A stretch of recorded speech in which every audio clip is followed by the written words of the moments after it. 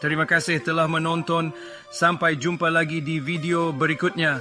Jangan lupa like, subscribe dan bagikan video ini ke teman-teman anda. Kami sangat menghargai dukungan anda. Tanpa anda, kami tidak bisa mencapai ini. Tetap ikuti channel kami untuk konten menarik lainnya. Kami akan terus berusaha menghadirkan konten berkualitas untuk anda. Sampai jumpa di petualangan baru yang seru.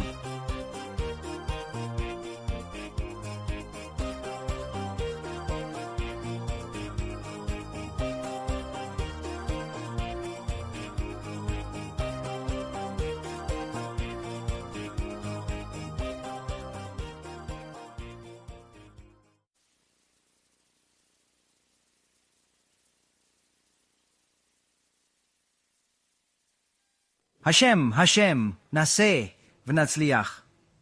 Senang kembali di Lighthouse Project untuk Syiur Torah. Kita akan lanjutkan siri tentang Musar, Pirkei Avot yang dimulai beberapa minggu lalu. Sebelum lupa, saya ingin berterima kasih kepada para sponsor Syiur ini di Lighthouse Project. Justin Sarkar kalau memory dari Yitzchak Ben Avraham, Daniel dan Cindy Winter untuk menghormati semua anak mereka yang berharga. Michael dan Stephanie Eisenberg untuk kehormatan Refuah Shlema dari Menachem Mendel Ben Sarah. Semoga cepat sembuh. Jack dan Sarah Goldman untuk menghormati keluarga mereka yang tercinta. Terima kasih Torah Anytime atas publikasi syurim kami. Banyak syurim tersedia di torahanytime.com dan beezrathashem.org. Kami sangat bersyukur atas dukungan luar biasa ini dan berharap dapat terus berbagi ilmu Torah dengan lebih banyak orang. Semoga Hashem memberkati kita semua dalam perjalanan spiritual kita. Seri yang kami mulai beberapa minggu lalu membahas Musar dan Pirkei Avot. Kami melakukannya dengan siata dishmaya karena menyadari bahwa meski banyak yang telah mempelajari mitzvot, belum sepenuhnya menghayati maknanya dalam kehidupan sehari-hari. Kita belajar halachot dengan tekun. Di syul manapun di dunia, Hashem saat ini mudah dan nyaman untuk mempelajari halacha. Dalam banyak kasus, ada beberapa syurim yang diadakan per hari memberikan kesempatan belajar yang luas. Tentang halachot, mereka kadang melakukannya di antara, di tengah atau menjelang akhir doa. Terkadang mengadakan syurim di siang hari atau caburot di malam hari untuk memperdalam pemahaman. Hashem, belajar halacha kini sangat sederhana dan dapat diakses oleh semua orang. Siapapun yang ingin tahu cara mendekatkan diri pada Hashem secara teratur melalui tindakan sehari-hari, kini dapat melakukannya dengan sangat mudah dan penuh makna. Masalahnya bukan ketidaktahuan tentang halacha, karena bisa dipelajari online jika tidak ke sinagoga. Ada banyak situs web, YouTube, dan sumber daya lain untuk mempelajari halacha. Anda juga punya buku-buku. Kini, Hashem mempermudah buku-buku itu sampai ke rumah Anda hanya dengan sekali klik. Masalah kita bukan ketidaktahuan tentang halacha, tapi kesulitan memahami cara menjadi manusia. Bagaimana berperilaku, memiliki shalom bait, membesarkan anak, menjadi mitra bisnis, menjalankan bisnis, dan berhenti menodai nama Hashem dengan kipah kita. Kita perlu belajar cara hidup yang benar sebagai manusia dan umat beragama. Dan prinsip membuat Yudaisme terlihat buruk. Dulu saya sekular, pergi ke kasino tanpa batasan. Namun melihat orang dengan stremel dan topi tradisional bermain Texas Hold'em di meja yang sama terasa aneh. Saya berpikir, saya pantas di sini tapi dia... Ada yang salah dengan pemandangan ini. Seperti dua dunia yang bertabrakan. Masalahnya bukan ketidaktahuan tentang halacha.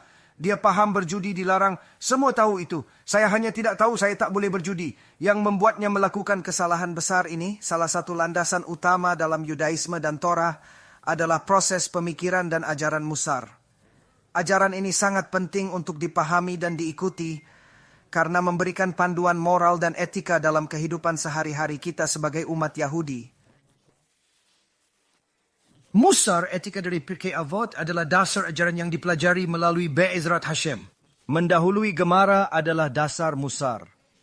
Musar yang dipelajari baik dari Gemara atau Tzadikim berakar dari Pirkei Avot.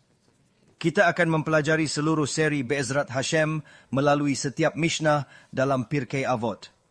Ini memberi pemahaman mendalam tentang ajaran etika dan moral penting dalam tradisi Yahudi. Mempelajari Pirkei Avot membantu mengembangkan karakter dan perilaku sesuai nilai-nilai Yudaisme. Saat ini, kita sebenarnya sedang membahas Mishnah Aleph Vav, yang merupakan Mishnah ke-6 dalam seluruh Masechet. Yehoshua ben Perachia dan Nitai Ha'arbeli menerima tradisi dari mereka, yaitu Yehoshua, salah satu Tanaim utama sepanjang sejarah. Besok hidup 200 tahun sebelum penghancuran Bait Suci kedua dan Nitai Ha'arbeli menerima dari mereka. Mereka itu adalah para bijak yang dibahas dalam syiur semalam, yaitu dua Tanaim sebelumnya, Yosef ben Yoezer dan Yosef ben Yohanan. Ini menunjukkan bahwa di seluruh Mishnah Anda akan melihat bagaimana Torah menekankan bagaimana segala sesuatu memiliki garis keturunan, segala sesuatu memiliki sumber. Tidak ada ide orisinal dari siapapun. Tidak ada yang memiliki ide orisinal selain Tuhan. Simpan gagasan asli untuk diri sendiri. Tuhan adalah satu-satunya gagasan dan pendapat yang kita pedulikan. Dalam Mishnah, setiap bijak menyebutkan sumber ajarannya termasuk guru dan rabi mereka. Mishnah pertama dimulai dari Moshe yang menerimanya di Har Sinai, menunjukkan asal semua ajaran. Dari sanalah kita melanjutkan menelusuri rantai tradisi yang tak terputus, menghubungkan setiap generasi dengan kebijaksanaan ilahi yang diturunkan sejak zaman kuno. Jadi sekarang kita melihat bahwa Mishnah ini diterima dari para bijak sebelumnya, melanjutkan tradisi yang berharga dan penuh makna. Dan inilah yang dikatakan Mishnah, Yehoshua ben Perachia, seorang tokoh penting dalam sejarah Yahudi, berkata dengan penuh kebijaksanaan dan wawasan mendalam, buatlah seorang guru bagi dirimu, dapatkan seorang teman bagi dirimu, dan nilai semua orang dengan baik, tanpa prasangka atau penilaian yang terburu-buru. Menurut saya ini Mishnayot paling relevan bagi generasi kita. Meski tak ada yang lebih penting dalam Torah, ini krusial terkait pelajaran tentang kebingungan dan tantangan moral yang saya sebutkan. Pemahaman ini sangat penting untuk menjalani kehidupan moden kita. Bahwa kita secara teratur menghadapi situasi, tidak mengetahui bagaimana berperilaku, tidak mengetahui apa yang harus dilakukan, tidak mengetahui siapa yang harus diikuti. Dan Anda melihat bahwa kebingungan yang luar biasa ini biasanya memiliki satu jawaban. Yudaisme memiliki sekte-sekte berbeda, namun di Gunung Sinai semua sama. Tidak ada perbedaan Sephardi, Ashkenazi, atau Yaman. Am Yisrael tersebar ke seluruh dunia, mengembangkan budaya berbeda di tiap tempat. Meski begitu, Torah tetap sama. Ini menunjukkan bahwa walau ada keragaman dalam Yudaisme, inti ajarannya tetap konsisten. Adanya berbagai adat di antara budaya bukan masalah. Halakha, hukum Yahudi, tetap sama, namun belakangan ini adat istiadat menjadi tidak terkendali, bahkan melampaui halakha. Akibatnya, sering terjadi kebingungan mendalam tentang cara berperilaku yang benar dan siapa yang harus diikuti dalam kehidupan sehari-hari. Situasi ini menciptakan dilema bagi banyak orang yang ingin tetap setia pada tradisi mereka. Adat istiadat telah menjadi lebih superior daripada hukum sebenarnya yang kita dapatkan dari Gunung Sinai. Dan itu tidak bisa diterima. Itu bertentangan dengan Torah. Dan jawaban mengapa hal tersebut terjadi adalah apa yang akan kita bicarakan hari ini. Jika Anda perhatikan, hanya untuk menyebutkan beberapa sekte menggerikan dalam kelompok-kelompok. Bukan untuk membandingkan kelompok mana yang lebih buruk atau baik. Tujuannya mengidentifikasi keburukan dalam tiap kelompok karena kita semua menghadapi masalah yang sama. Jika satu orang berbuat dosa, semua terkena dampaknya. Kita di perahu yang sama, tak peduli kelompok atau aliran. Tak ada beda antara Chabad, Breslov, atau lainnya. Penting bagi kita untuk introspeksi dan menyadari adanya masalah yang harus dihadapi bersama.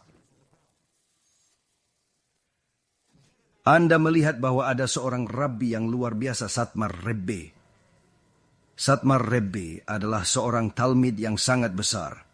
seorang tzadik yang besar, dan memiliki keyakinan tertentu bahwa kita tidak diperbolehkan masuk ke Eretz Israel.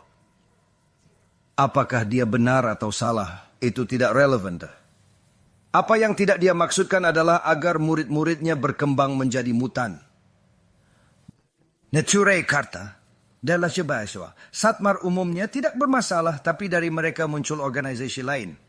Tidak ada yang salah dengan Satmar sendiri. Mengapa saya mengutuk mereka seperti Anda mengutuk JCPenney atau teroris?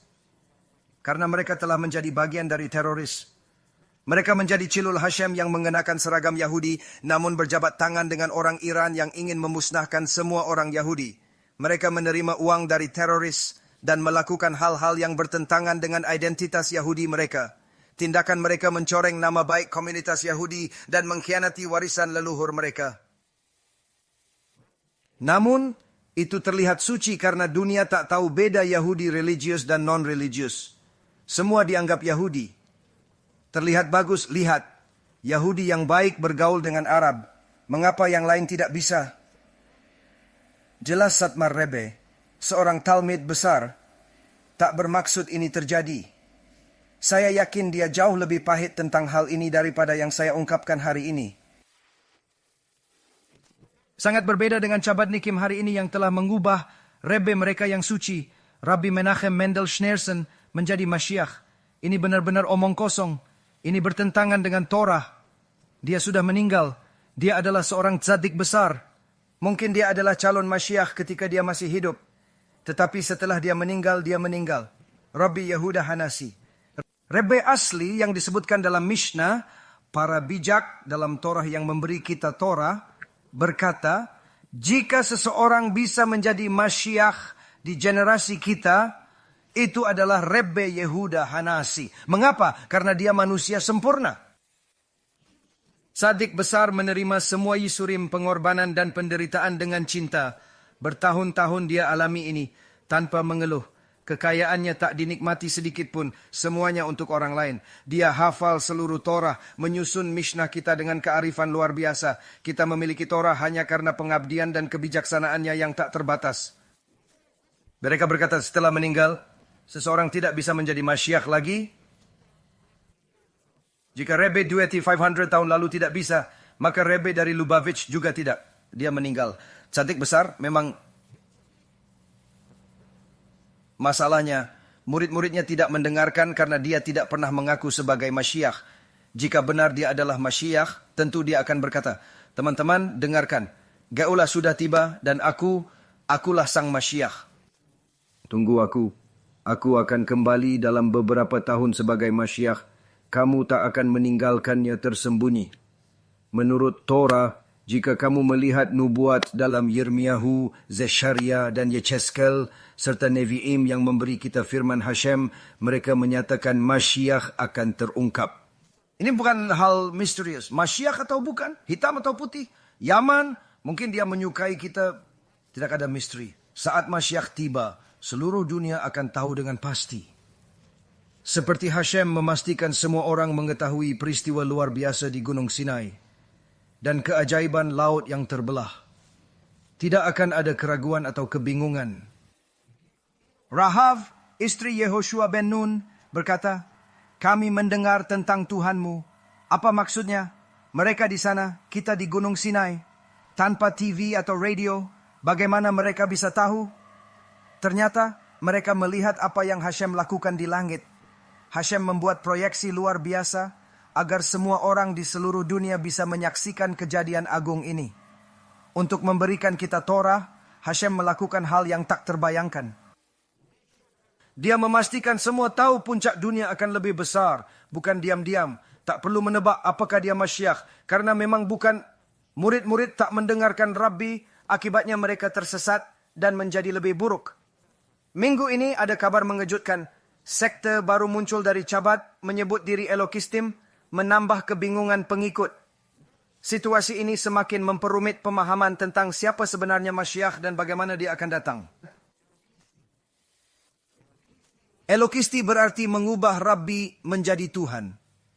Mereka percaya setelah meninggal, Rabbi menyatu dengan Hashem dan mengendalikan dunia. Rabbi dianggap memiliki kekuatan ilahi setara Tuhan. Akibatnya, mereka merasa tidak perlu melakukan mitzvot karena Rabbi yang diilahikan dapat memberikan keselamatan tanpa syarat. Video ini artikel nyata dengan bukti video jelas. Orang-orang membungkuk ke gambar Rabbi dan makan daging babi saat Yom Kippur.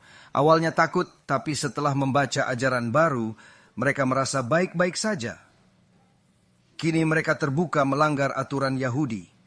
Tidak ada syabat, tefilin, taharat hamishpacha, atau kesopanan berpakaian. Mitzvot dianggap tidak perlu lagi karena Rabbi kini dianggap sebagai Tuhan sendiri. Menodai Rabbi suci dan mengikuti kebodohan mereka dengan begitu fanatik. Sungguh murni kebodohan. Sayangnya Anda memiliki... Boleh saya bertanya sesuatu? Mohon biarkan saya menyelesaikan poin ini dulu. Silakan. Jika itu masih berkaitan dengan masalah yang sama, Anda sedang membicarakan sesuatu, saya tidak begitu yakin mengapa Anda membahasnya. Apakah saya mengenal mereka? Apa maksudmu, apakah saya mengenal mereka? Apakah saya mengenal mereka secara pribadi? Tidak. Baiklah. Ya, tapi ini hanya bagian dari sebuah kelompok yang lebih besar. Ini tidak harus 5 orang saja. Saya mengenal beberapa dari mereka, ya mungkin 3 atau 4 orang. Mereka adalah bagian dari komunitas yang lebih luas dan saya telah berinteraksi dengan mereka dalam beberapa kesempatan. Maksud Anda apa? Mereka percaya dia Masyiach? Ya, benar. Anda membicarakan hal yang mengganggu Anda. Saya menggunakan platform Torah untuk membahas ini karena Anda membicarakan orang-orang dengan masalah yang jauh lebih berat dari yang Anda gambarkan. Anda juga memberi label yang sangat tidak pantas pada kelompok tertentu. Ini sungguh mengkhawatirkan. Tampaknya Anda tidak mengenal orang-orang di sini atau tidak tahu apa yang Anda bicarakan karena kelompok yang Anda gambarkan tidak sesuai. Masalahnya adalah perbedaannya. Untuk memahami apa yang seseorang bicarakan, Anda harus mendengarkan mereka terlebih dahulu. Jangan berasumsi Anda tahu maksud saya sebelum saya selesai berbicara. Asumsi Anda salah. Anda gagal sebelum memulai. Anda bicara di luar konteks dengan menganggap tahu maksud saya sebelum saya selesai. Saya tidak menanggapi poin Anda karena tidak relevan saat ini. Anda membahas hal-hal nyata yang sedang terjadi. Anda menyatakan bahwa tidak ada seorang pun dalam Chabad yang mengatakan Rebbe adalah Masyiach. Mereka tidak berkendara dengan mobil dan papan iklan besar yang mengatakan Rebbe adalah Masyiach. Saya tidak mengatakan demikian, tetapi inilah yang saya katakan. Jelas sekali Anda melewatkan intinya. Saya tidak mengatakan ini adalah Chabad. Saya mengatakan ini adalah sekte-sekte dalam Chabad. Dan saya mengatakannya di awal kuliah. Jadi jika Anda membiarkan saya menyelesaikan poin saya, maka Anda akan melihat bahwa ada sebuah sekte dalam Chabad. Chabad memiliki para pendiri. Rebbe mereka adalah tzaddik besar. Tanpa diragukan, saya berharap bisa menjadi sepatunya. Namun, tidak semua muridnya mengikuti ajarannya yang sesuai Torah. Beberapa dari mereka justru bertindak bertentangan dengan Torah. Jelas, mereka tidak sejalan dengan ajaran asli Rebbe. Jadi kenyataan bahwa hal ini menyinggung, kenyataan bahwa hal ini mengganggu adalah intinya. Saya membicarakan hal ini karena terjadi namun tidak dibahas. Ini membingungkan orang dari berbagai latar belakang, baik sekuler yang melihat ada masalah, Kristen yang menganggap tidak ada perbedaan, maupun lainnya. Ini masalah besar yang perlu dibicarakan untuk menjelaskan kebingungan dan mencari solusi bersama. Kita harus membuka dialog terbuka agar semua pihak dapat memahami situasi lebih baik dan menemukan titik temu yang konstruktif. Ini tidak relevan mungkin dengan sesuatu yang Anda inginkan. Ya, saya sedang berbicara tentang hal yang mungkin tidak nyaman, mungkin menggelisahkan, atau bahkan kontroversial bagi beberapa orang. Saya menyadari ini bisa jadi sulit untuk didengar, tetapi penting untuk dibahas. Saya orang sederhana, datang belajar dan mengajar. Mencari kebenaran bisa membingungkan, tapi jangan menyerah. Kebenaran menunggu ditemukan. Teruslah berusaha. Ini berharga. Pencarian membentuk karakter dan wawasan. Jangan takut bertanya. Keraguan bagian proses, Keyakinan datang melalui pencarian tekun. Anda better lihat berbagai rang dan aliran pemikiran sehingga ada banyak pilihan yang harus dibuat. Anda perlu menemukan kebenaran di antara itu semua. Saya setuju dengan hal ini. Orang-orang yang tidak mewakili kebenaran malah membingungkan. Itu sangat disayangkan. Intinya dengan hormat kepada semua pendengar di sini atau daring. Satu adalah benar. Bagaimana Anda mencari dan menemukan kebenaran? Pesan utamanya. Jika Anda memiliki satu guru yang baik dan 9 yang tidak, semuanya mengklaim sebagai guru yang baik. Semua orang berkata mereka menemukan kebenaran di sini. Namun, penting untuk tetap kritis dan tidak langsung menerima klaim tersebut. Itu tantangan di mana-mana. Anda bingung. Dia tidak menjawab pertanyaan Anda yang bagus. Mencari guru seperti mencari dokter, tapi semua mengklaim jadi guru besar. Namun bukan itu poinnya. Ini poin yang kita tuju. Mungkin saya akan sampai ke sana. Saya tidak tahu kapan saya benar-benar mulai bicara. Saya tahu kita akan sampai ke poin ini. Anda memulai dari premis yang salah. Itu mengganggu Anda. Ya. Tidak sehat untuk siapa? Mengapa? Saya bagi mungkin dia mengajar pada berbeda, tapi apa masalahnya? Pendekatan berbeda bukan hal buruk. Setiap guru punya keunikan yang memperkaya pendidikan. Anda ingin mengajar? Silakan, kita bisa saling belajar. Kolaborasi lebih baik dari kritik. Mari fokus pada tujuan bersama. Membantu siswa berkembang dan belajar dengan cara terbaik untuk masa depan mereka. Anda tidak memahami pelajarannya dengan benar. Anda membawa negativitas ke tempat suci. Menyedihkan melihat seseorang yang berasal dari negativitas kini membawanya ke sini. Ini sangat tidak nyaman untuk didengar dan dirasakan, tapi itulah kenyataan yang harus kita hadapi bersama. Ironis, kita belajar musar tentang perilaku baik, tapi pembicara tak dibiarkan bicara. Ingat, Anda tak wajib mendengarkan. Ini ruang belajar, bukan penjara. Semua bebas duduk, mendengar, belajar, dan mengkritik. Namun, Anda harus membiarkan saya mengajar. Saya dari sini secara cuma-cuma. Tanpa biaya apapun.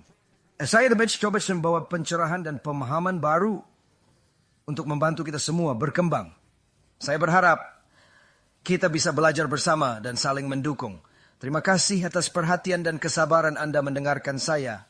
Semoga ini bermanfaat bagi kita semua. Jadi, kita memiliki masalah di semua sekte dalam Yudaisme. Jelas, seperti yang dapat Anda lihat, masalah perbedaan pendapat, menyebarkan opini kita, memastikan bahwa suara kita terdengar, bukanlah hal yang unik di antara salah satu budaya. Kenyataannya, masalah sistemik ada di mana-mana. Ada hal negatif di semua sekte, bukan hanya Chabad atau Neturei Karta. Beberapa pengikut Breslov, alih-alih mengikuti Rabbi Nachman atau Rav Arush sebagai pemimpin spiritual saat ini, justru menghabiskan waktu breakdance di jalan dan jarang belajar Torah. Ini menunjukkan bahwa setiap kelompok memiliki tantangan dan penyimpangan sendiri dalam praktik keagamaan mereka.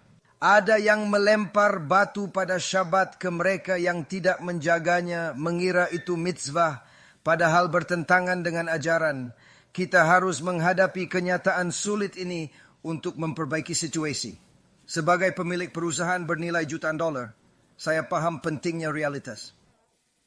Kita pernah alami masalah dan hal luar biasa. Mengabaikan masalah berarti gagal. Namun masalah sistemik memang ada di mana-mana. Jika seseorang merasakan sakit ringan di sisi kanan dan mengabaikannya, dia harus segera menanganinya. Jika tidak, rasa sakit bisa membesar. Saat dia akhirnya memutuskan menghadapi rasa sakit sudah terlalu besar, ini bisa menjadi masalah sistemik. Kita sering meninggalkan ruangan setelah menyuarakan pendapat, membuang waktu tanpa menangani masalah, hanya menyebutnya negatif. Memang itu negatif. Jika Anda ingin shiur lain tentang etrogim, halachot sukkah, atau subjek netral seperti Shalom Bayit. Anda memiliki banyak pilihan kelas. Pilihlah yang sesuai minat dan kebutuhan Anda untuk memperdalam pengetahuan. Saya di sini untuk memberikan pemeriksaan realitas dan mengatasi masalah. Masalahnya adalah kita tidak menghadapi masalah tapi malah lari darinya. Kita lebih suka mengikuti kelas tentang pola pikir positif. Kita berpikir jika kita berpikir baik, semuanya akan baik-baik saja. Tapi bagaimana dengan fakta bahwa Anda mengemudi pada Syabat dan menodainya secara teratur? Itu tidak penting? Apakah hanya berpikir baik sudah cukup? Apakah berpikir pernikahan baik-baik saja ia cukup? Bagaimana dengan perselingkuhan setiap Selasa? Itu tidak penting. Haruskah diabaikan? Jika yakin akan kurus, apakah itu cukup? Makan burger 4 hari seminggu tidak berpengaruh? Apakah berat badan akan hilang dengan sendirinya tanpa usaha nyata? Bukankah kita perlu tindakan nyata, bukan hanya pikiran positif? Kita harus menangani masalah. Inilah tujuan utama Torah. Torah bukan untuk memberi pencerahan luar biasa yang membawa kita ke dunia tanpa masalah, melainkan seperangkat instruksi praktis tentang cara menghadapi dan mengelola berbagai masalah dalam kehidupan sehari-hari.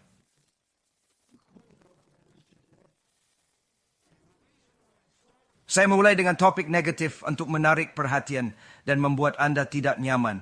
Dengan merasa tidak nyaman, Anda akan termotivasi mengatasi masalah.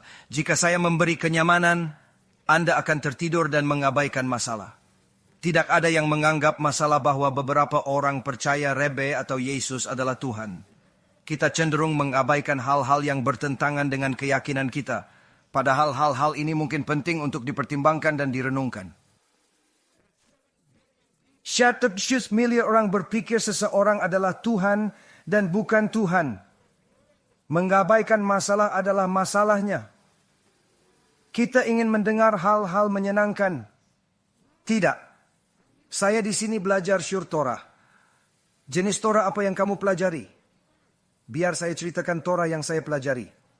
Yehoshua ben Prachia. Tahu siapa dia? Dia Rabbi Yesus. Itulah dia. Mengapa Yehoshua ben Prachia mengatakan Mishnah ke-6 ini? Ini menunjukkan kepentingan dan kedekatan dengan Gunung Sinai terkait masalah yang terjadi dengan Yesus. Seluruh Mishnah membahas peristiwa penting ini. Kita perlu memahaminya dengan baik untuk mengerti konteks sejarah dan ajaran di dalamnya. Pemahaman ini sangat krusial karena berdampak pada interpretasi kita tentang ajaran Yudaisme dan hubungannya dengan kekristenan di masa awal. Banyak misionaris memanfaatkan orang-orang naif yang tidak tahu benar salah. Mereka meninggalkan Yudaisme murni dan Torah, menodai nama Hashem, beralih ke kekristenan dan penyembahan berhala lainnya. Ada juga orang baik yang tidak tahu kebenaran, dan beberapa orang memberitahu mereka apa itu kebenaran. Mungkin suatu hari nanti itu akan berhasil. Kami hanya akan memastikan Anda dapat menggunakan kimo karena itu bisa membantu. Dan mereka membuat semua hal aneh ini.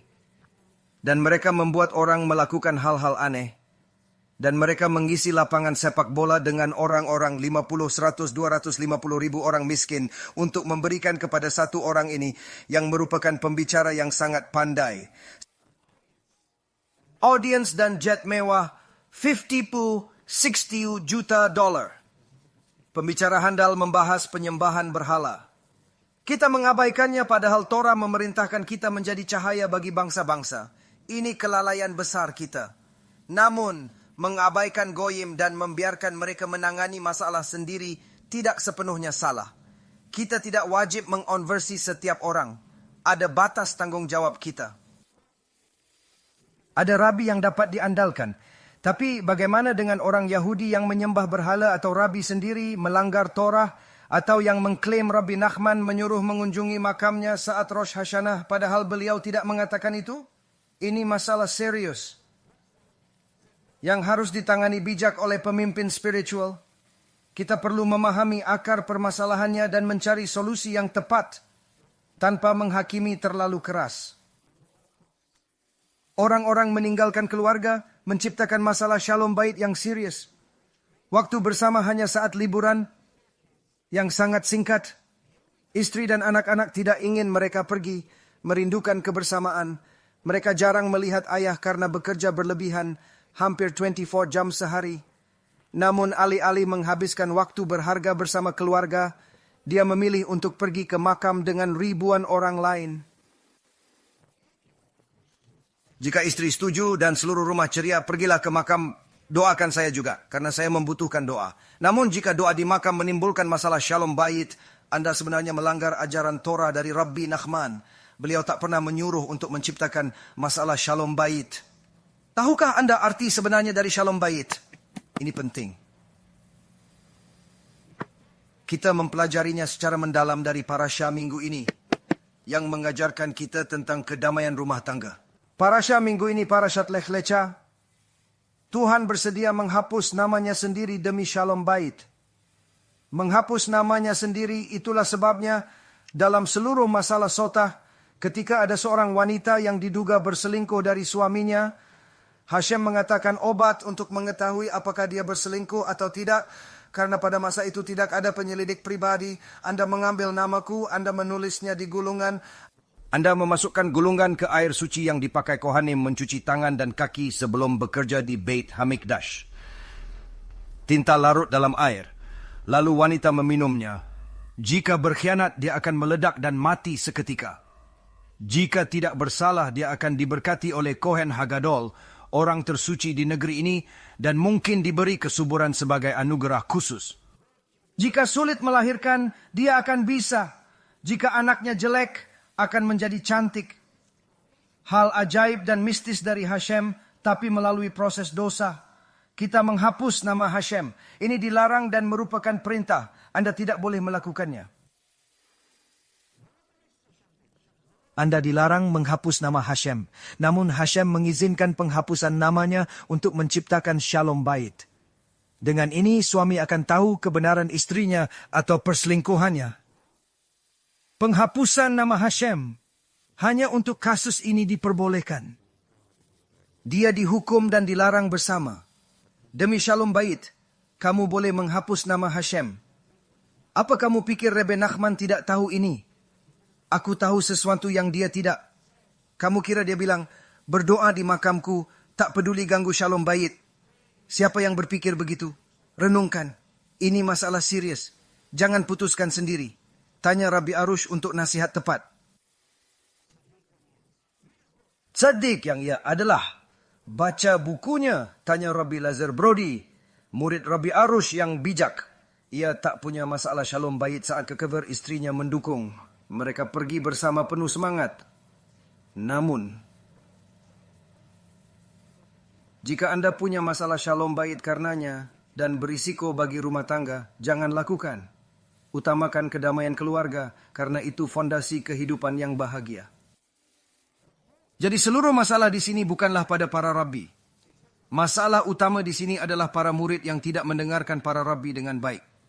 Dan Rabbi Yehoshua ben Perachia mengatakan kepada kita di sini, buatlah dirimu seorang guru, buatlah dirimu seorang rabbi. Artinya, kamu tidak bisa membeli seorang rabbi. Kamu harus menjadi seorang rabbi melalui usaha dan pembelajaran sendiri. Perolehkan dirimu seorang teman. Jika kamu membeli rabbi, dia bukan lagi rabbimu, tapi pegawaimu. Cida mengatakan Torah menyatakan kebangkrutan saat orang kaya memberi uang pada rabbi. Mereka berhenti menjadi rabbi sejati. Ketika rabbi menerima banyak uang, mereka kehilangan independensi spiritual. Hubungan suci antara rabbi dan murid rusak, berubah menjadi transaksi komersial. Mereka tidak lagi mampu menegur tegas. Jika saya menegurmu, tahu kamu akan memberi $1 juta setahun untuk mendanai Beit Knesset, saya ragu-ragu. Bila saya larang mengemudi saat Syabat, mereka mungkin menurut, tapi berhenti memberi sedekah. Saya akan berpikir berulang kali sebelum menegur, takut kehilangan donasi besar yang penting bagi komunitas kita.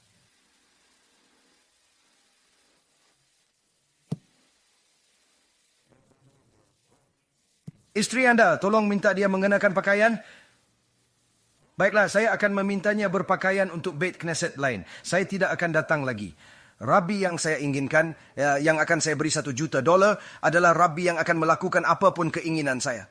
Dia akan mengubah Torah untuk saya. Itu bukan seorang Rabi. Teman, itu bukan Rabi sejati. Seorang Rabi memberitahu isi Torah dengan jujur, tanpa mempertimbangkan pendapat, kekayaan, atau perasaan Anda. Dia bertindak baik, mungkin lebih berkelas. Rabi hanya memiliki da'at Torah dan pendapat Torah.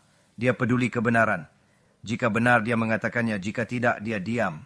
Rabi fokus pada kebenaran Torah, bukan reaksi atau status orang. Ini esensi peran Rabi sejati.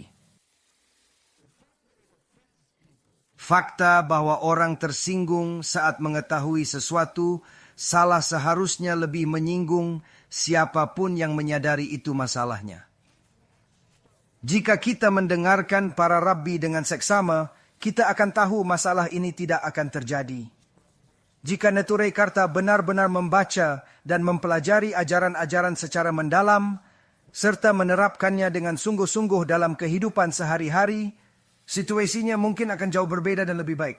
Jika mereka membaca semua karya yang sebenarnya dipelajari oleh Rebbe mereka sepanjang hidupnya, mereka tidak akan pernah membayangkan melawan Am Yisrael.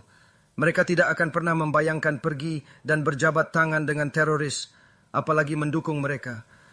Jika mereka yang menyebut diri mereka Chabad mau benar-benar mendengarkan dan memahami ajaran Torah yang diajarkan oleh Rebbe suci mereka, mereka akan mengerti betapa pentingnya persatuan dan kedamaian bagi umat kita.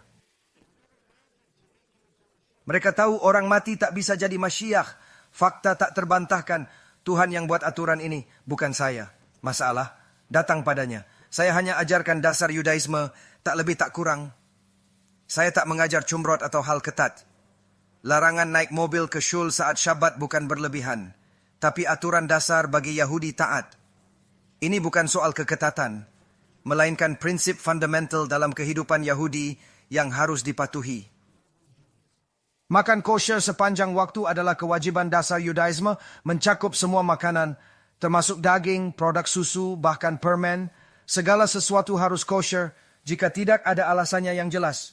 Semua ajaran kami adalah dasar fundamental yang tidak bisa ditawar.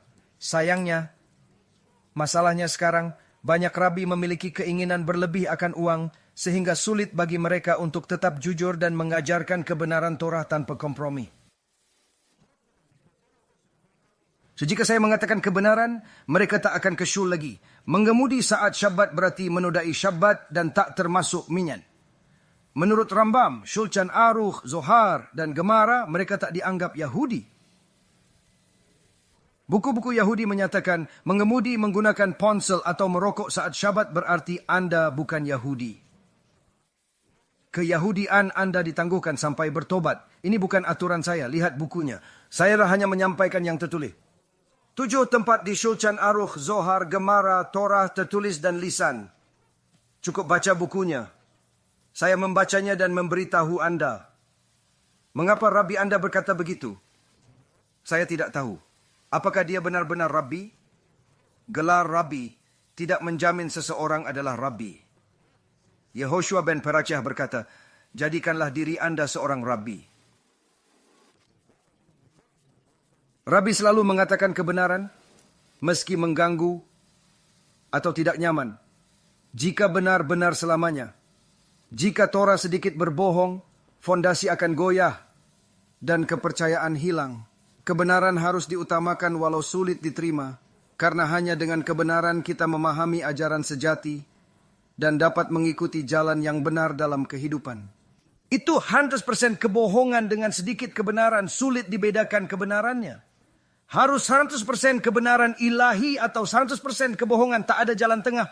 Putuskan dengan bijak. Jika percaya Torah 100% ilahi, ikuti semuanya tanpa kecuali. Meski sulit, sadari bahwa Anda tak diizinkan melakukannya, namun tetap berusaha mengikutinya sepenuhnya. Saat mulai tersyubah, saya tahu kita harus mematuhi Syabat, tapi belum siap. Ada banyak hal yang seharusnya kita lakukan, meski saya belum siap. Saya tetap tahu itu yang seharusnya dilakukan. Jangan katakan sesuatu salah hanya karena Anda tidak melakukannya. Itu tidak benar. Apakah hanya yang saya lakukan yang benar? Omong kosong. Apakah Moshe Rabbeinu dan Avraham Avinu ke Gan Eden untuk alasan salah? Bagaimana dengan Rabi penulis Gemara dan Shulchan Aruch? Mam Loez, mereka tertipu melakukan mitzvot tambahan. Anda hanya satu mitzvah, jadi Anda tzaddik dan mereka resyaim? Semua salah? Kita harus memahami arti menjadi rabi. Ini tanggung jawab besar yang tidak boleh diremehkan. Seorang pemuda bertanya pada Slonimer Rebbe tentang peran rabi dalam kehidupan spiritual, menunjukkan pentingnya pemahaman yang benar tentang posisi tersebut dan pengaruhnya pada kehidupan orang-orang. Saya telah mempelajari buku-buku tokoh besar Chasidik dan mengikuti nasihat mereka. Saya mengintegrasikan praktik baik mereka ke dalam hidup saya. Saya rasa tidak perlu memiliki Rebbe karena sudah belajar dari buku-buku itu. Seperti kata Rashi, jika ingin teman sejati, belilah buku dan pelajarilah. Anda tidak bisa membaca Torah tanpa Rashi, komentator paling penting. Dia berkata, jika ingin teman, belilah buku. Seseorang melakukannya dan berkata, saya sudah membeli semua buku ini. Semua tzadikim. Saya membacanya dengan tekun. Mengapa saya masih membutuhkan seorang Rebbe? Ini terdengar masuk akal dan logis. Rebbe mendengarkan dengan seksama, lalu memberikan responsnya yang bijak. Izinkan saya menjelaskan situasi Anda dengan sebuah perumpamaan. Suatu ketika, seorang pria jatuh sakit dan bukannya mengunjungi seorang dokter, ia memutuskan untuk pergi ke apotek sendiri. Dia berkata, saya akan membeli semua obat dan saya akan meminumnya. Dengan cara itu, saya akan sembuh dari semua penyakit. Tidak perlu melihat dokter. Anda tidak perlu menjadi ilmuwan roket untuk mengetahui bahwa itu bukan solusi yang baik, karena kemungkinan besar setelah obat ketiga atau keempat, Anda kemungkinan besar akan mati. Beberapa obat saling bertentangan dengan obat lainnya. Jika Anda mengambil jumlah yang tidak sesuai atau obat yang tidak tepat secara umum, Anda bisa membunuh diri sendiri. Dia mengatakan bahwa buku-buku itu adalah obatnya. Rebbe adalah dokternya. Bita dah Anda berapa cinta bisa diambil dan caranya. Jika belum siap, beberapa hal dalam buku itu tak relevan dan membingungkan. Jika dipaksakan, Anda bisa menyakiti diri secara spiritual. Terkadang seseorang antusias berkata, saya baru mulai mempelajari Yudaisme. Saya ikut kelas dasar dan melihat praktiknya. Menarik sekali, boleh saya baca Torah sekarang? Dia menyebut Rambam. Saya pilih Guide for the Perplexed di Amazon untuk belajar Yudaisme, tapi terlalu sulit bagi pemula. Memulai dengan karya filosofis mendalam tidak ideal. Ini seperti minum obat kuat tanpa resep dokter. Mempelajari Yudaisme dari sudut filosofis rumit bisa membahayakan pemahaman awal. Buku-buku adalah obatnya, dan Rebbe adalah dokter yang bijaksana. Bertentangan dengan Tuhan, bukan untuknya.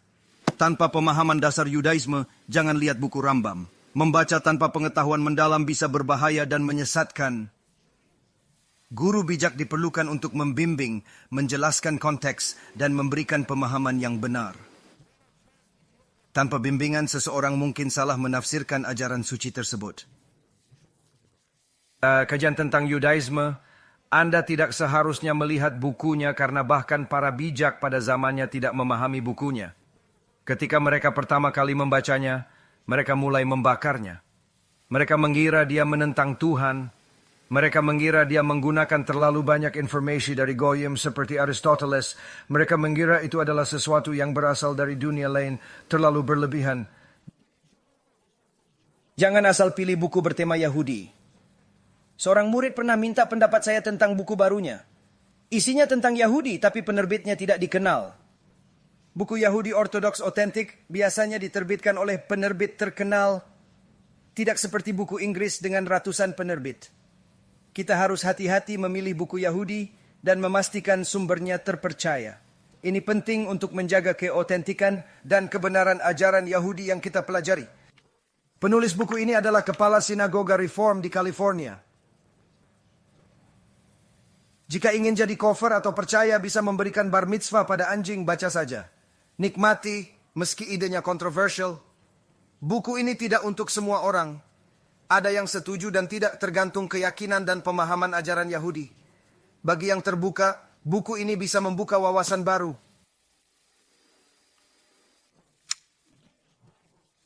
Jadi Anda tidak bisa hanya membeli buku. Anda harus tahu apa yang harus dibeli pertama-tama. Kedua, Anda perlu tahu apa yang harus dibeli sesuai dengan tingkat Anda. Anda harus belajar ABC. Anda tidak bisa langsung, Anda tahu hari pertama sekolah, Anda belajar kalkulus, matematika, bersiap untuk ilmu roket. Pertama Anda harus belajar aljabar dasar, bahasa dasar. Idea akan sampai pada C++. Dan hal baik lainnya dalam pemrograman, tapi tidak bisa langsung melompat ke semuanya. Rabbi harus membimbing Anda bertahap, seperti perjalanan spiritual yang butuh kesabaran.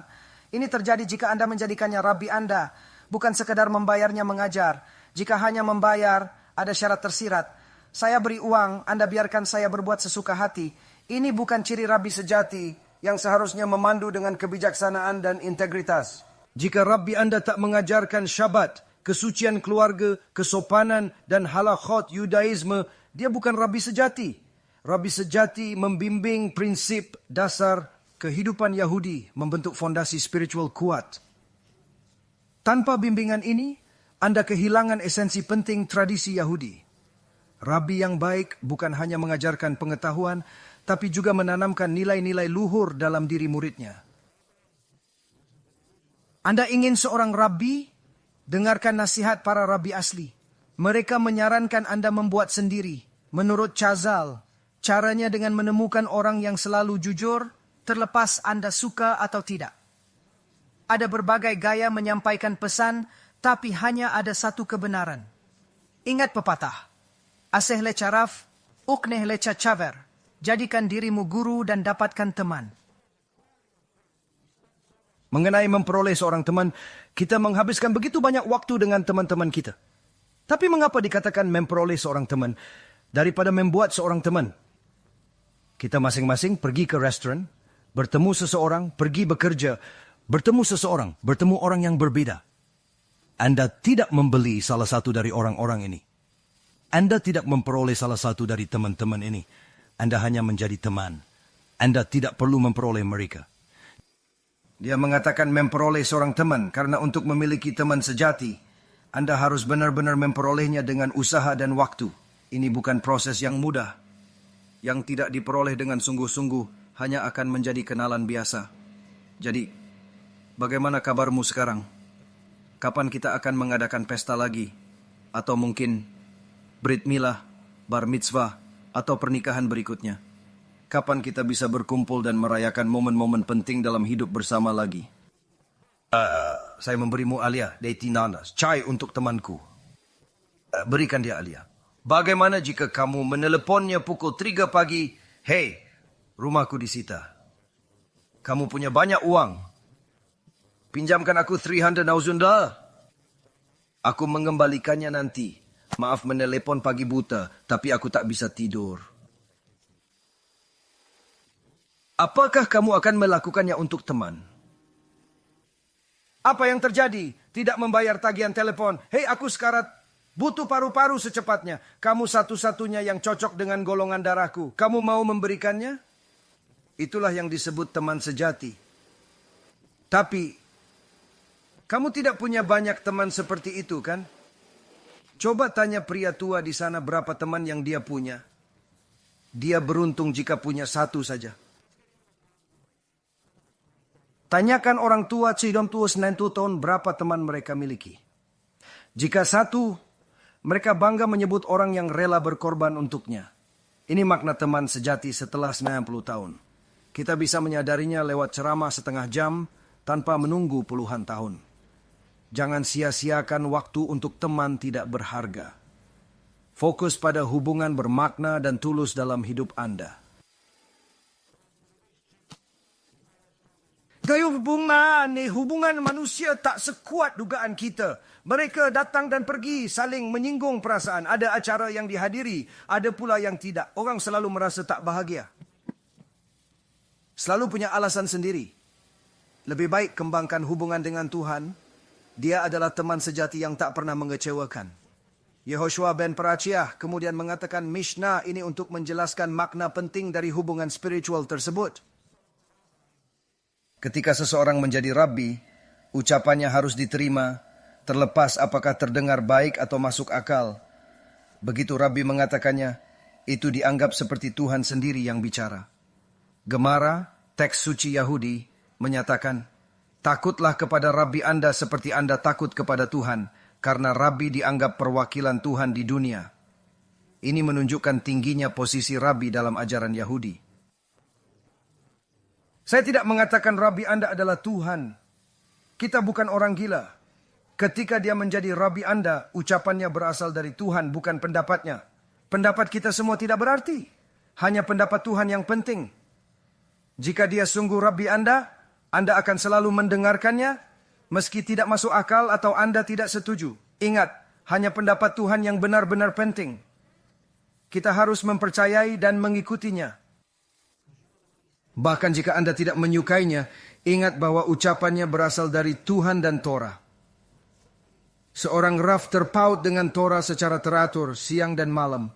Mereka belajar, berjuang dan berkorban, melakukan segala upaya untuk memahami firman Tuhan setiap saat. Mereka terikat dengan Sefer Torah, bukan hanya seminggu sekali, tapi senantiasa. Mereka tidak lagi memiliki pikiran sendiri, melainkan pikiran suci dan ilahi. Pendapat mereka tidak lagi penting. Saat ditanya, mereka memberi jawaban yang Anda terima secara otomatis meski tidak masuk akal. Jika bertemu mereka, Anda bahkan tidak akan bertanya mengapa. Anda mendatangi salah satu Afrechim, orang suci yang mempelajari Torah siang dan malam dengan serius. Bisakah Anda menelepon Rabbi Anda? Ini jam 8 malam untuk menanyakan sesuatu. Mereka menjawab, apa? Menelepon Rabbi saya? Gila? Ada apa? Bencana? Tidak. Pertanyaan halacha. Dia berkata, cari tahu sendiri. Saya akan memberikan halacha. Tidak, tanya Rabbi Anda. Saya tidak akan mengganggu Rabbi saya untuk ini. Mereka sangat takut kepada Rabbi karena rasa takut mendalam kepada Tuhan hanya mendekat saat diperlukan. Rabbi bukan teman biasa, tapi penyampai firman suci. Bukan untuk berbincang santai tentang kegiatan akhir pekan atau olahraga. Itu bukan perilaku yang tepat. Teman memang baik, tapi Rabbi berbeda. Ia pembawa pesan ilahi, memberikan firman Tuhan berharga.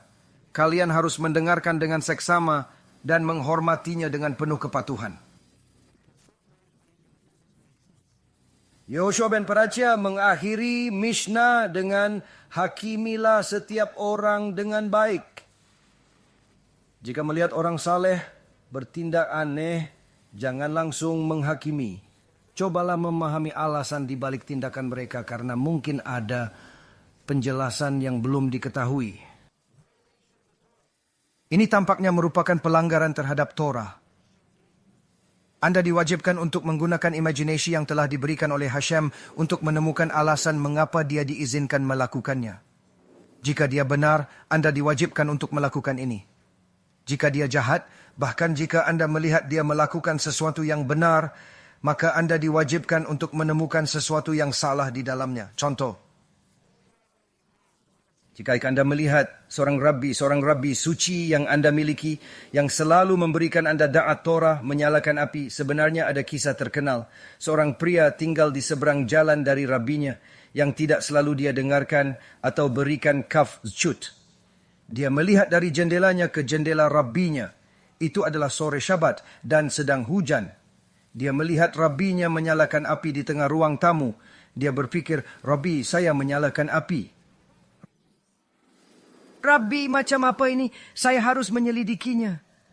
Dengan hati berdebar, dia membuka pintu rumahnya. Dia memastikan membawa payung agar tidak basah, lalu berlari menyeberang jalan yang basah. Dengan tergesa-gesa, dia menerobos masuk ke rumah rabbinya dan berkata dengan nada terkejut, Hei Rabbi, apa yang kamu lakukan dengan api itu? Dia melihat seorang wanita hamil melahirkan dan mencoba menghangatkan ruangan karena risikonya. Rabbi suci menatapnya tegas dan berkata, Anakku, aku menyelamatkan nyawa, tapi kamu melanggar Syabat dengan membuka payung. Dia tidak memberi keuntungan dari keraguan, meski niatnya baik. Situasi ini menunjukkan betapa rumitnya aturan agama, kadang bertentangan dengan kebutuhan mendesak. Meskipun suci, Rabbi diizinkan menunda Syabat demi menyelamatkan nyawa. Karenanya, kita wajib memberi manfaat keraguan pada orang saleh, walau ucapan atau tindakan mereka tampak tak masuk akal. Ini merupakan prinsip penting dalam kehidupan beragama dan bermasyarakat, yang mengajarkan kita untuk bersikap bijaksana dan tidak terburu-buru menghakimi orang lain. Itu harus ada alasannya.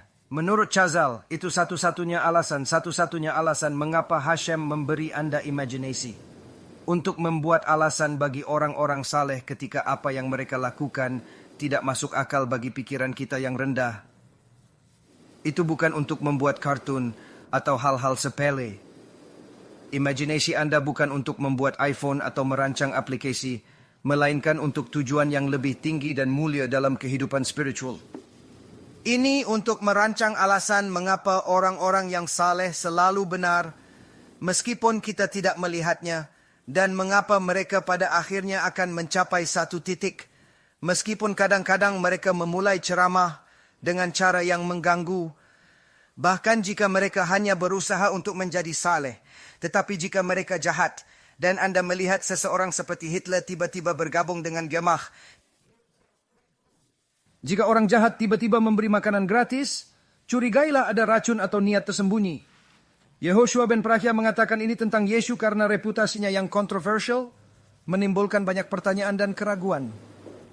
Memahami konteks sejarah dan sosial sangat penting untuk mengerti alasan di balik pernyataan ini. Ada alasan kuat yang mendasari ucapan Yehoshua, meski mungkin tidak langsung terlihat oleh kita saat ini dengan pemahaman kita yang terbatas. Yesus awalnya seorang Yahudi dan murid unggul Yehoshua ben Parachia, rabi terkenal yang sangat dihormati di kalangan masyarakat. Suatu hari, saat kembali dari persembunyian yang lama dari Raja Yanai yang kejam dan haus darah, terjadi peristiwa tak terduga yang mengubah arah hidup Yesus selamanya, mengakibatkan perpecahan dengan gurunya.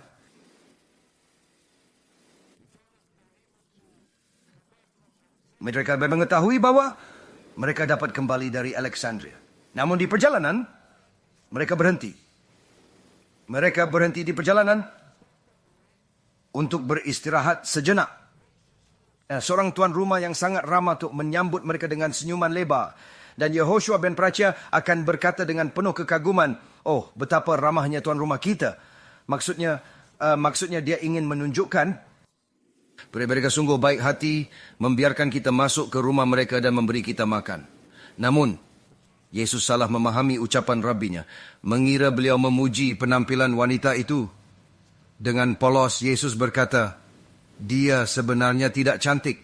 Lihatlah, matanya terlalu bulat." Rabbi terkejut dan menjawab dengan nada kecewa, "Orang jahat, inikah yang kau lakukan? Inikah yang kau pelajari dariku selama ini?"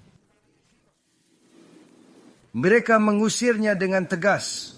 Mereka mengeluarkannya dari yeshiva dan melarangnya sebagai seorang murid. Sebuah hukuman yang berat. Yesus mencoba kembali 2 kali, pertama dengan penuh harapan, tetapi dia ditolak karena jelas ketika Anda melakukan dosa besar seperti ketidaksopanan, ketidakbersyukuran, dan ketidakhormatan, konsekuensinya sangat serius. Menodai nama Hashem di depan umum. Anda harus menunjukkan bahwa Anda serius. Anda tidak bisa hanya mengatakan saya minta maaf. Anda tidak memecahkan piring. Anda menodai nama Hashem. Anda tidak sopan. Jadi saya ingin melihat Anda serius. Untuk 2 kali pertama Anda menolaknya.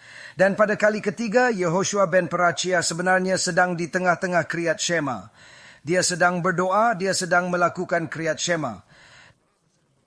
Menurut Gemara, Masechet Berachot, jika seorang raja masuk saat Anda dalam Kriyat Shema, Anda tidak boleh berhenti atau berbicara. Bayangkan pentingnya hal itu, bahkan di hadapan seorang penguasa tertinggi. Maka, tindakan Yesus dianggap tidak sopan dan merupakan pelanggaran serius dalam tradisi Yahudi yang sangat menjunjung tinggi kehormatan dan tata krama. Dia memandang wanita dan melupakan ajaran musar gurunya. Dia mengganggunya saat berdoa, tidak menghormati momen sakral itu. Gurunya sebenarnya ingin memaafkan, tapi terpaksa berkata, "Saya tidak bisa bicara sekarang. Datanglah nanti." Yesus tidak suka mendengarnya. Merasa ditolak untuk ketiga kalinya dan salah mengartikan maksud gurunya. Dengan kecewa dan patah hati, dia pun pergi tanpa menunggu penjelasan lebih lanjut.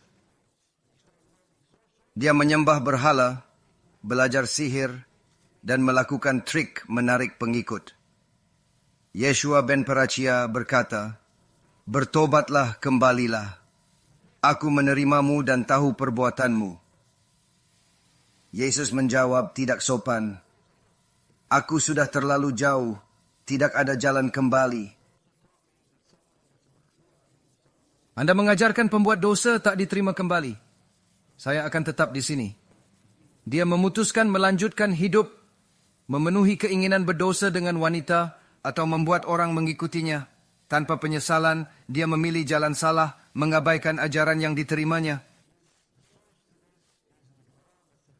Sumbernya ada di Gemara, Masechet Sota, halaman 47a, Masechet Sanhedrin, halaman 107, dan juga Masechet Syabat.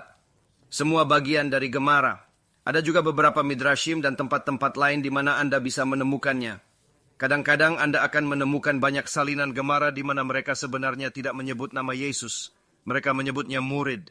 Dan alasannya adalah karena sekitar 100-300 atau 100-400 tahun yang lalu, Kaum Goyim tidak suka Mesias, mereka disebut secara negatif dalam Torah, lalu membunuh orang Yahudi tanpa belas kasihan.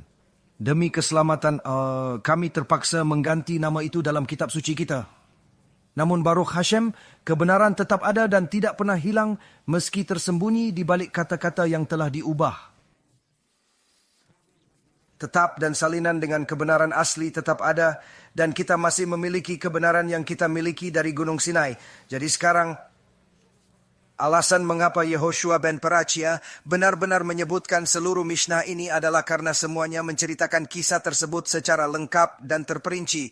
Mishnah ini menceritakan segala hal yang baru saja kita bicarakan tanpa menghilangkan satu detail pun. Jika JC Penny benar-benar, hargailah Raffmu seperti dia adalah Raff. Dia akan menghargai Rabbinya seperti Rabbi, seperti yang seharusnya. Seperti Yehoshua bin Nun menghargai Moshe Rabbeinu. Dia menunggunya berpuasa di gunung sampai dia turun 40 hari kemudian. Maka dia tidak akan pernah meragukan Rabbinya, meskipun apa yang dia katakan terdengar tidak biasa, terdengar seperti memuji seorang wanita, dia tidak akan pernah menganggapnya demikian. Anda perlu tetap diam atau menciptakan alasan dalam pikirannya bahwa ini tidak mungkin terjadi. Jika Yehoshua benar-benar memiliki seorang teman yang juga akan memberitahunya kebenaran, karena dia telah mendapatkannya dan bekerja keras untuk memastikan dia memiliki seseorang yang mendengarkan. Saya akan lakukan apapun jika tak punya uang, tapi saat tersandung, jadilah teman yang mendukung dan memberi kebenaran. Selamatkan saya sebelum jatuh. Dengan teman sejati yang memberi kebenaran dan dukungan tulus, dia tak akan sulit sekarang. Persahabatan sejati mengubah hidup.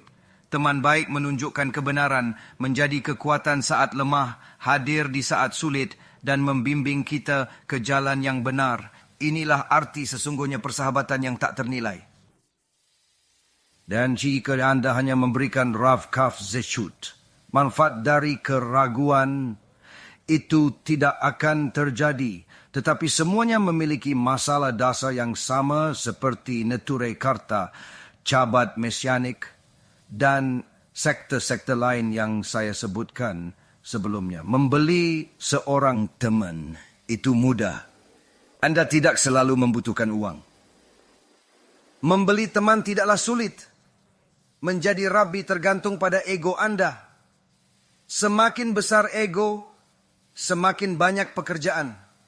Jika rela menghilangkan ego, Anda bisa jadi rabbi. Mengapa? Karena Anda mengikuti apapun yang dia katakan. Tidak perlu mencium tangannya atau torah. Anda hanya perlu mendengarkannya. Ketika orang sekuler datang ke syul pada Yom Kippur atau Rosh Hashanah dan mencium Sefer Torah, ia seolah berteriak, jangan sentuh, dengarkan saja, tidak perlu mencium. Cukup mendengarkan. Tanyakan dengan penuh rasa ingin tahu, apa kata Tuhan? Tunjukkan padaku, buka buku suci, di mana tepatnya Tuhan mengatakan ini? Apa yang dikatakan Shulchan Aruch tentang hal ini? Apa halacha yang berlaku untuk situasi ini? Bagaimana cara mendapatkan shalom bait yang sejati? Bagaimana membesarkan anak-anak dengan bijaksana? Apa yang dikatakan pengetahuan ilahi tentang hal ini? Haruskah saya melakukan kontrak atau kesepakatan ini? Atau tidak? Apakah boleh menagih pelanggan untuk 3 jam kerja saat hanya bekerja selama 2 jam? Ini semua pertanyaan penting. Sekarang, saya akan menanyakan sebuah pertanyaan kepada kalian. Awalnya saya ingin memulai ceramah dengan pertanyaan ini, tapi Hashem, saya sedikit bingung dan melupakannya. Saya akan mengajukan pertanyaan menarik. Ada peristiwa di mana seorang pria memiliki 2 kartu baseball. Sewaktu kecil, saya mengumpulkan kartu baseball saat berusia sekitar 12 tahun. Saya ingat kartu terkenal pemain Honus Wagner, legenda baseball dari hundreds tahun lalu. Yang menarik, kartu-kartu itu dibuat dari tembakau. Ya benar, tembakau. Dia menolak pencetakan kartu fotonya, namun tetap dilakukan. Marah, dia menggugat dan kartu ditarik kecuali beberapa. Kelangkaan membuatnya jadi kartu baseball termahal dunia. Saat saya berusia 12-13 tahun, harganya $600,000 per kartu. Sungguh fantastis. Kini harganya melonjak menjadi jutaan dolar, semakin tak terjangkau bagi kolektor biasa. Kartu baseball. Bayangkan seseorang memiliki 2 kartu langka bernilai $2 juta masing-masing. Apa yang Anda lakukan dengan barang mahal? Pamer. Anda menelepon teman, "Hey, saya ingin menunjukkan 2 kartu baru." Teman datang, Anda perlihatkan kartu. "Wow, Honus Wagner, $2 juta. Honus Wagner, $2 juta. Hebat." Dia mengembalikan satu kartu, melihat yang lain, lalu merobeknya. Anda marah dan ingin membunuhnya, tapi dia memohon agar Anda mendengarkan. Dengan serius dia berkata, "Saya ahli kartu baseball, teman Anda juga kan? Ada hal penting tentang kartu langka ini yang harus Anda tahu. Sebelum dirobek, hanya ada 2 di dunia. Anda punya keduanya, masing-masing bernilai 2 juta. Kini hanya ada 1, nilainya 10 juta. Saya membuat Anda untung 6 juta. Nilai kartu melonjak drastis karena kelangkaannya meningkat. Saya minta 3 juta 50% keuntungan. Adil bukan? Lagi pula tanpa tindakan saya, nilainya tidak akan naik. Terima kasih. Siapa yang benar dalam situasi ini? Opsi A? Opsi A. Dia berutang kepada orang yang merobek kartu tersebut 3 juta. Opsi B, dia berutang 40 juta. Opsi C, dia tidak berutang apa-apa. Opsi D, orang yang merobek kartu tersebut berutang 2 juta. Yang mana? Jadi yang mana? Jadi apa yang benar? Mari kita pikirkan sejenak. Situasi ini rumit, bukan? Benar, ini tentang materi. Dia merobek kartu, orang lain untung. Meski bisa dapat $6 juta, dia tak berhak merusak kartu atau mengganggu orang. Anda benar, dia seharusnya tidak merusak barang. Tapi tindakannya membuat orang lain untung. Jadi, haruskah dia memberi sebagian keuntungannya? Saya rasa iya. Dia harus membagi keuntungannya. Karena dia menghasilkan $6 juta, Anda harus mengembalikan 3 juta pada orang yang merobek kartu-kartu itu. Dia benar melakukannya karena menguntungkan Anda. Jika rumah Anda bernilai 10 juta, tapi asuransinya 15 juta dan saya membakarnya, Anda untung 5 juta. Saya berbuat baik, bukan? Berikan saya 2 juta sebagai imbalan. Samakan logikanya. Rumah Anda bernilai 10 juta atau 2 juta sekarang. Saya membuat Anda untung, jadi wajar jika saya minta bagian. Itu akan menciptakan bencana yang tak terbayangkan. Tidak, jika itu telah disepakati sebelumnya, maka saya sendiri yang akan merobeknya tanpa ragu. Sebagai konsultan atau pebisnis, saya punya ID dan akan mengenakan biaya untuk itu. Anda bisa berkata, saya tahu cara membuat Anda 10 juta sekarang. Apakah Anda setuju? Baiklah, kalian pengacara yang baik. Saya juga pengacara. Apa pendapat Anda? Hasilnya akan menjadi 6 juta dan Anda ingin membaginya. Anda berpikir harus memberinya sebagian dari keuntungan? Beginilah kejadiannya, persis seperti yang saya katakan. Dia tidak seharusnya memberi apapun sama sekali. Idenya adalah dia menyimpannya agar impas, ya betul. Orang yang kehilangan kartu itu mendapat uang sebagai gantinya, jadi sebenarnya tidak perlu memberi orang lain apapun. Benar sekali, dia memang kehilangan kartunya, tapi setidaknya dia mendapat kompensasi. Jika kartu lebih berharga baginya, Anda harus mendengarkan. Contohnya, jika rumah Anda bernilai $1 juta, tapi Anda bilang kartu ini punya nilai emosional lebih tinggi, saya harus mendengarkan serius. Emosi punya harga juga. Anggap nilai emosinya $1 juta lagi. Meski begitu, dengan perhitungan itu pun Anda masih mendapat keuntungan besar dalam transaksi ini. Apakah dia masih harus membayar atau tidak? Atau impas?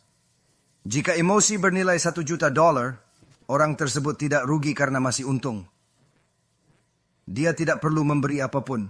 Selanjutnya, dia tidak pernah menjual kartu itu. Meskipun berharga, kartu tersebut tidak dijual. Skenario. Pembeli masuk, saya punya 10 juta untuk kartu itu. Saya punya kartu baseball sejak kecil. Apakah yang merobek kartu berhutang? Tidak, walau dia merobeknya. Poin lain, jika dia punya 2 kartu, mungkin sekarang bernilai 2 juta, tapi nanti bisa 10 juta. Ini menunjukkan nilai kartu bisa berubah dan keputusan menjual atau menyimpan mempengaruhi keuntungan masa depan. Itu mungkin saja. Apakah dia berhutang uang?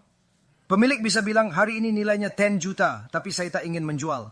Saya harus menjual kartu seharga 10 juta. Mungkin minggu depan bisa menjual 1 dan menyimpan 1. Minggu depan 10 juta lagi. Intinya hakim datang hari ini. Apakah dia berhutang? Orang itu merobek kartu, situasinya berubah. Apakah dia masih berhutang? Tidak. Sekarang dia tidak berhutang lagi. Apa pendapatmu tentang hal ini, Nirel? Hakim datang hari ini, apakah dia berhutang uang atau tidak? Hah? Apa jawabannya? Oh, ya, dia berhutang uang. Nirel memiliki keuntungan dibandingkan kalian. Jadi saya harus mengungkapkan keuntungan ini. Nirel telah menjadi murid saya selama 1,5 tahun. Jadi dia memiliki seorang Rav. Jadi alasan mengapa orang yang merobek kartu itu berhutang $2 juta adalah tepat ini. Kartu milik orang A. Probek menghancurkan properti bernilai 2 juta.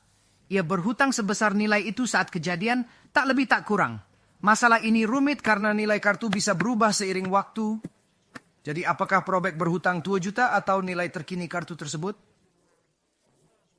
Dia tidak berutang seberapa besar nilai yang mungkin bernilai. Saat itu nilainya 2 juta. Kenaikan kartu dari 2 juta ke 10 juta tak ada hubungannya dengan yang merobeknya. Karena bukan miliknya, bukan asetnya. Seperti saya bilang, rumah Anda naik dari 1 juta ke 100 juta. Itu tidak masalah. Ini milik Anda, bukan saya. Saya tidak punya hak atas kartu Anda dan tidak bisa mengambil manfaatnya sama sekali. Itulah mengapa dia hanya berutang 2 juta, bukan 10 juta yang sebenarnya. Karena secara teknis, kartu tersebut bukan miliknya lagi saat itu terjadi. Jika kartu tidak bernilai 10 juta dan dia seharusnya menjadi mitra, maka dia juga mitra dalam kerugian. Ini berarti saya kehilangan kartu senilai 10 juta, bukan 2 juta. Menurut Daas Torah, pikiran dari Torah, dia sebenarnya kehilangan 2 juta sehingga dia berhutang 2 juta kepada saya. Itulah masalahnya. Halacha itu ilahi dan mendasar logika yang diilhami Hashem. Pengetahuan sekuler terkadang bertentangan dengannya, tetapi itu tidak mengubah kebenaran halacha bagus untuknya. Tak ada hubungannya dengan orang itu. Orang yang menghancurkannya masih berutang $2 juta, bukan 10 juta. Mengapa harus ada hubungan? Dia tidak memiliki atau berutang itu bukan miliknya untuk diambil. Jika diizinkan menghancurkan seseorang, dia menciptakan nilai sekaligus menghancurkannya. Untuk satu kartu, nilainya dihancurkan, namun untuk kartu lain tidak bisa dikatakan dia tidak menciptakan nilai. Jika ini diizinkan, kita akan membawa kehancuran ke dunia. Orang-orang akan mengatakan, lihatlah, kebanyakan rumah memiliki asuransi yang lebih besar dari nilai propertinya sendiri. Ini kenyataan. Anda sering membeli asuransi berlebih. Saya bisa membakar lingkungan dan berkata, teman-teman, saya menghasilkan uang untuk kalian. Rumah kalian bernilai 500.000, asuransinya 1 juta, kalian untung 0,5 juta. Berikan setengahnya pada saya telah berbuat baik. Ini akan menciptakan kekacauan dunia. Anda tidak bisa mengambil keputusan sendiri.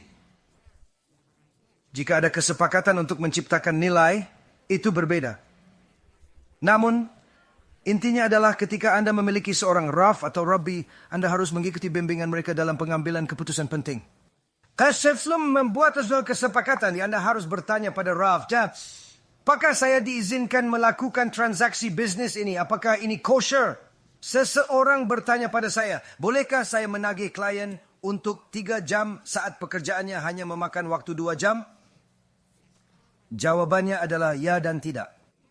Jika pekerjaan biasa selesai dalam 3 jam, tapi Anda menyelesaikannya dalam 2 jam, Anda boleh menagih 3 jam penuh. Namun jika biasanya selesai dalam 2 jam dan Anda ingin menagih 3 jam tanpa alasan jelas, itu tidak diperbolehkan dan tidak etis. Anda bisa mengenakan biaya senilai 3 jam, tetapi buatlah sebagai kontrak. Ini lebih baik daripada mengatakan untuk 3 jam, karena terkadang Anda hanya bekerja 15 menit namun ingin dibayar 3 jam. Lebih baik menjadi kontraktor daripada dibayar per jam. Untuk setiap hal ada halacha, cara dan jawaban. Inilah pentingnya memiliki seseorang yang memberikan Anda halacha. Terkadang halacha mudah dipahami, hitam dan putih. Ini mungkin sulit dipahami, tapi kunci memiliki Rav adalah bersedia tunduk padanya sepenuhnya. Anda tahu dia tunduk pada Ravnya, begitu seterusnya. Hingga semua tunduk pada Hashem. Mereka berkata, apapun yang tertulis dalam Torah, terlepas kita suka atau setuju, kita harus mengikutinya dengan sepenuh hati. Jika semua orang bisa melakukan itu dengan konsisten, kita bisa membawa keselamatan dan kedamaian pada dunia ini. Kita dapat membawa keselamatan ke dunia dengan menghilangkan sekte-sekte palsu di bangsa kita, seperti Chabadnik dan Mesianik palsu. Perlu diketahui, saya tidak menentang organisasi manapun. Beberapa cerita hebat yang saya ceritakan tentang Chabadnik dan orang-orang Breslov membuktikan hal ini. Yang penting dipahami adalah para pendiri organisasi tersebut. Beberapa orang terbesar yang pernah hidup telah meninggalkan warisan yang luar biasa. Ada sebuah buku berjudul To Remain a Jew yang ditulis oleh Rabbi Zilber yang sangat menginspirasi. Buku luar biasa ini diberikan murid saya sebagai hadiah. Setiap halaman mendorong teshuva. Ini kisah hidup penulisnya yang menakjubkan, menceritakan pengalaman dan orang-orang yang ditemuinya, terutama Chabadniks. Mereka berperan penting membangun Yudaisme di Rusia. Tanpa Chabad, Yudaisme mungkin tidak ada. Namun mereka begitu bersemangat dalam mempraktikkan Yudaisme hingga sebagaimana kisah yang beredar, mereka diizinkan untuk mempraktikkan Yudaisme tetapi akan masuk penjara karenanya. Dan kadang-kadang mendapat hukuman mati karena menjaga Syabat. Menjaga Syabat adalah yang terpenting. Bahkan dalam kondisi yang paling sulit. Seorang Rav Avraham, yang saya pikir itu adalah Rav Avraham, tetapi saya lupa namanya, maaf, dia masuk penjara karena kesetiaannya pada ajaran agama. Pengorbanannya menunjukkan betapa kuatnya iman mereka. Dan di penjara, ini bukan penjara seperti Taj Mahal yang kita miliki di Amerika. Penjara di Rusia adalah neraka di bumi. Kerja paksa, selalu dingin, hampir tidak ada makanan, mimpi buruk. 24 jam sehari. Kebanyakan orang bahkan tidak akan berhasil keluar. Jadi di penjara, dia masih menemukan cara untuk menjaga semua mitzvot. Salah satunya adalah memakai tzitzit. Dia membuat tzitzit sendiri di penjara dan memakainya dengan bangga. Suatu hari, kepala penjara memanggilnya. Dia datang mengenakan tzitzit tanpa ragu. Anda dilarang menjadi religius atau Yahudi di sini. Itulah alasan Anda dipenjara sejak awal, kata kepala penjara dengan nada tinggi. Beraninya Anda memakai benda itu, lepaskan sekarang juga, lanjutnya dengan amarah yang meluap-luap. Dan Rabbi berkata, apa? Segera lepas itu. Dia berkata, Anda ingin saya melepas ini? Dia menjawab, lepaskan. Dia berkata, Anda ingin saya melepas tzitzit saya? Dia berteriak sekuat tenaga, Anda ingin saya melepas tzitzit saya? Pah! Dan memukul orang itu di wajahnya dan mulai memukulinya sampai mereka menghentikannya dan hampir membunuhnya. Baginya, melepas tzitzit adalah hal yang layak mempertaruhkan nyawanya. Cari saya satu cabadnik seperti itu. Ini berarti mengizinkan orang mengemudi pada Syabat yang tentu saja bertentangan dengan tradisi. Masih ada orang suci di sekitar kita, tapi mereka bukan kaum mesianik atau yang saya sebutkan sebelumnya. Mereka adalah pembaca setia karya asli Chabad, pengikut ajaran Rabbi Nachman yang mendalam, atau mereka yang mendalami kebijaksanaan para bijak masa lalu dengan sungguh-sungguh. Mereka tidak mengizinkan mengemudi pada Syabat. Anda tidak boleh berbuat dosa.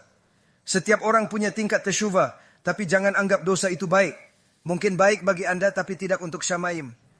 Karena Hashem, Anda akan sadar harus bertobat. Berdosa bukan alasan.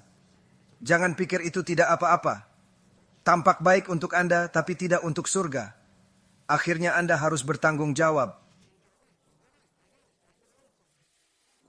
Kita tak bisa ubah hidup seketika. Saya paham, saya alami.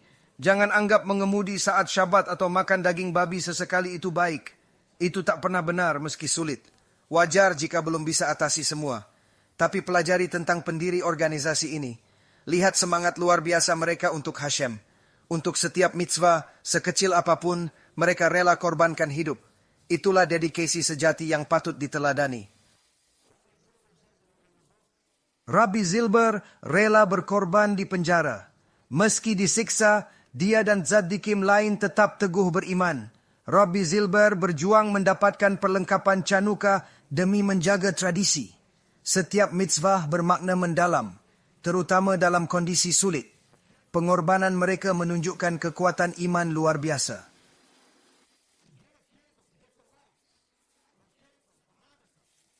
Mendapatkan lilin Chanukah adalah mitzvah Rabbanan, bukan doraita. Namun dia rela mengorbankan hidup untuk itu. Carilah orang seperti itu meski langka di zaman sekarang. Cara kembali bersemangat untuk Hashem. Teladani contoh pengabdian luar biasa mereka. Ini kesempatan kita untuk menemukan kembali entusiasme melayani Hashem sepenuh hati seperti mereka dulu dengan semangat yang membara untuk setiap mitzvah. Kesempatan kita untuk mencintai dan takut kepada Hashem dimulai dengan pertama, hadapi realitas tanpa ragu.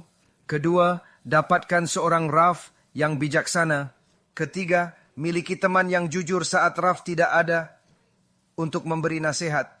Keempat, beri kafzecut pada orang yang benar, tapi jangan beri kafzecut pada yang salah, karena itu tidak diizinkan dalam hukum Torah. Ada pertanyaan mengenai hal ini? Adonai le'olam. Amin ve amin. Marilah kita lanjutkan.